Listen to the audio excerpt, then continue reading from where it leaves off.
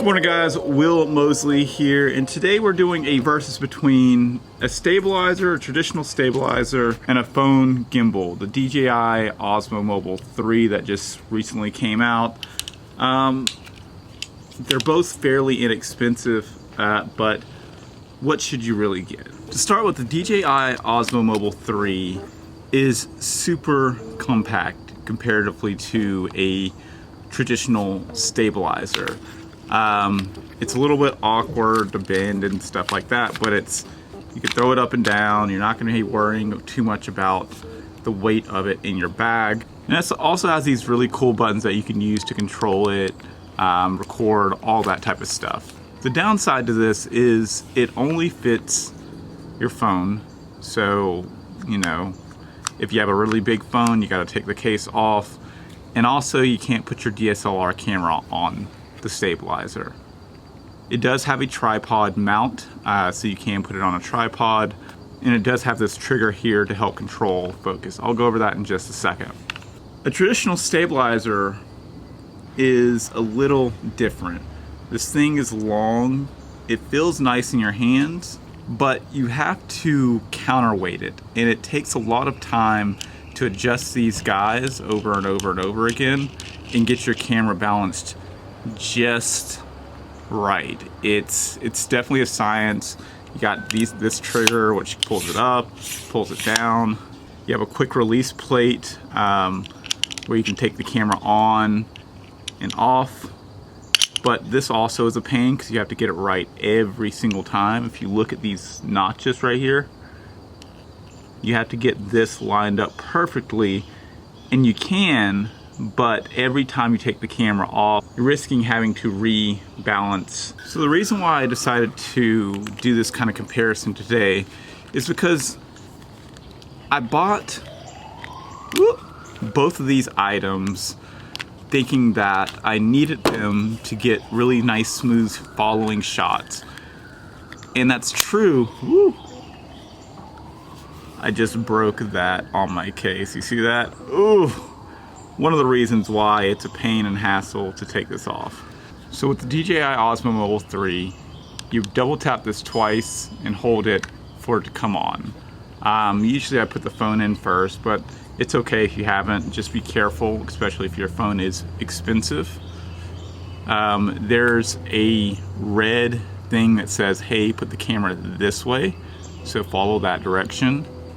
It's important because when it's turning around, it can get in the way of the gimbal. So that's kind of it, just balancing up right now. I haven't opened the app. To pretty much get the gimbal to pair, even if you've connected it to another phone, you pretty much just hold down these two buttons and the back trigger, and it'll go ahead and re-pair. All right, so in our app, we're gonna click on the DJI Mimo app. Sure, allow. We're going to click on the camera button. I need to enable Bluetooth, so go ahead and enable that. It's me searching, and as long as this is on and I've kind of pressed those three buttons, it should detect it. So I'm going to go ahead and do that again. There it is, it does see it. I'm going to press connect, pair. And you don't have to do this every single time, just if you swapped phones. So there are a couple of settings right here. So I press this back button to kind of center it or reset the position, and then I press this button to rotate. So press, press, press, and that's pretty much it. So all in all, that took about maybe a minute, 2 minutes, possibly 3 minutes to kind of get this thing set up. And that's all you have to do. I'm gonna go ahead and record some simple gimbal footage of this right here, and then I'm gonna do the same with the stabilizer. And we'll talk for just a moment about which one you might wanna get if you are thinking about getting a gimbal.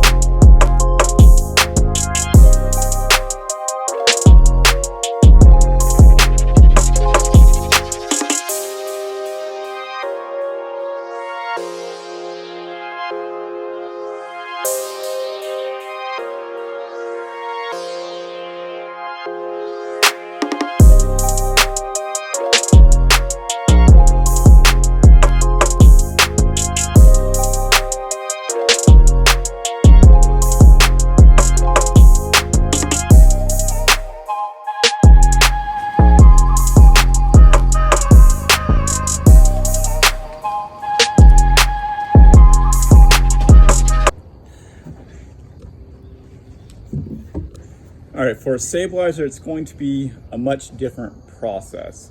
So one, you need a DSLR camera, at least for this stabilizer. And so I'm going to go ahead and remove the base from this camera. I'm going to keep the 10 to 18 mil on the camera.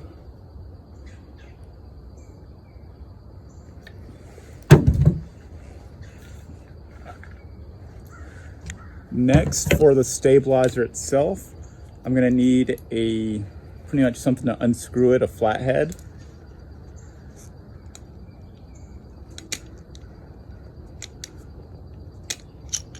So this base comes off. Try not to scratch the band. So that comes off right there. We're gonna screw that into our camera. I usually try to get to 0. The bad part about this is that it does block the camera or the battery port. So every time you have to change a battery, you have to take this off again and rebalance it, which is a no-go.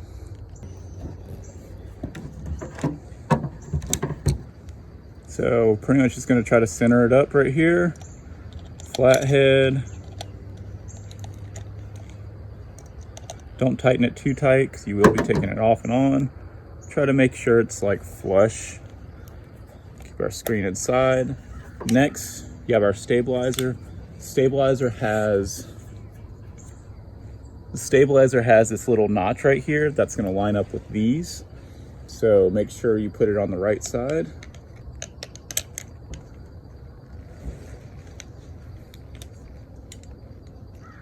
So I'm just going to put it at 0. Hopefully I get it right the first time.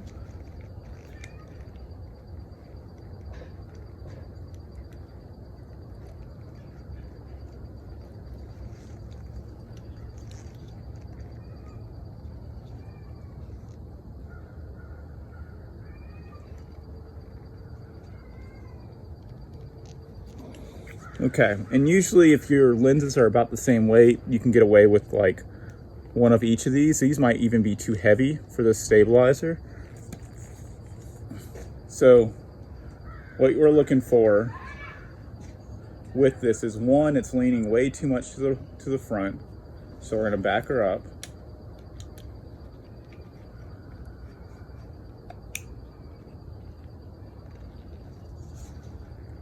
Leaning way too much to the back.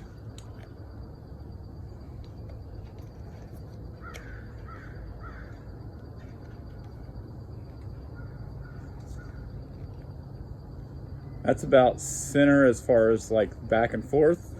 Then we're going to pull this guy. This helps with stabilization too. So what we're looking for is when this drops, it takes a second to drop. And that's way too fast right there. It takes about 1 to 2 seconds.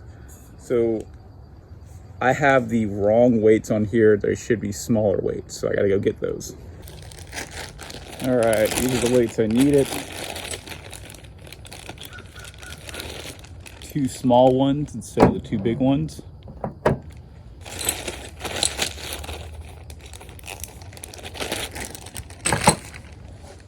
This is what I'm talking about. You gotta, sometimes your lens is right, and it takes a lot of time to set up. When you get it right, it's good, but it's also one of those things, it's how much are you going to do this that you want to think about as you're maybe thinking about investing in like a glide cam or a steady cam or a traditional stabilizer.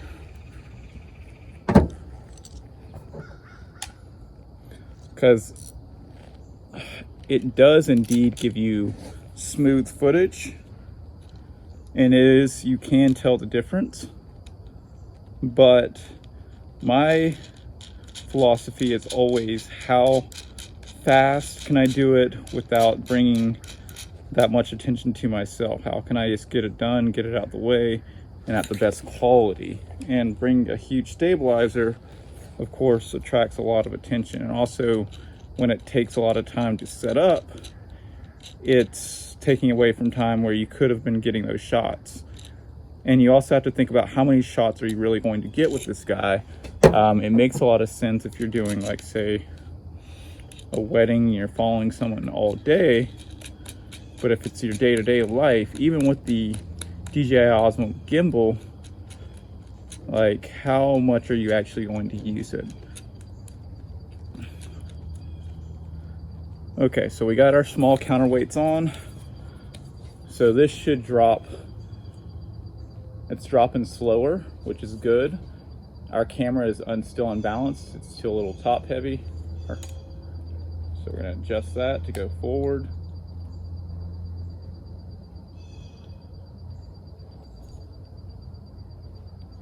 She's leaning a little bit this way, so we have another little thing that we can adjust back here that we're gonna pull down and adjust. Okay, so I'll pull back just a smidge.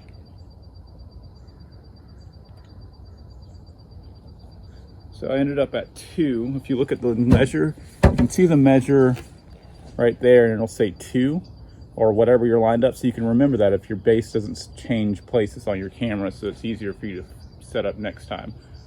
This is pretty good. Not the absolute best, could be better, but for this case, this use case, it will do for our example. So I'm at the 10 mil, so I'm getting much wider than I would get on the iPhone.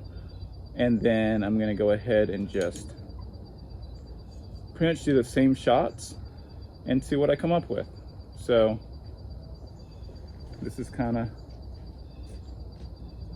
this is a little wobbly right now. I need to, too fast, so I need to actually pull this up.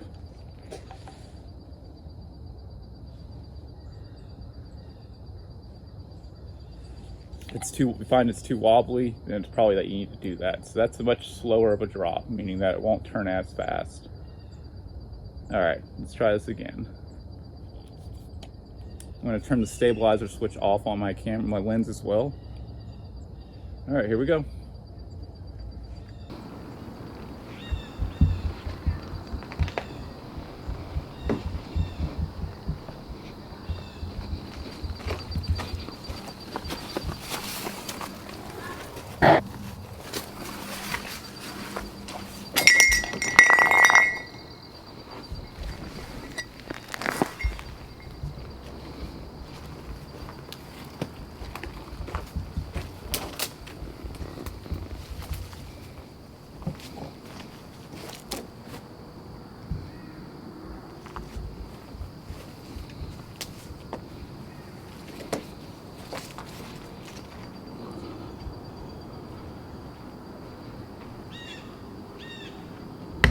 Whoop. So I want to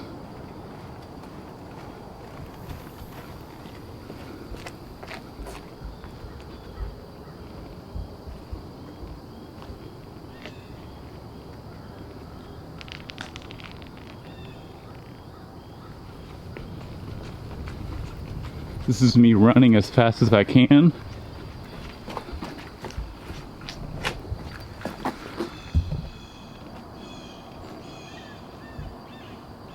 All right, that wraps today's versus between a phone gimbal and a stabilizer. I'm gonna leave it to you to decide which is best for you, if any.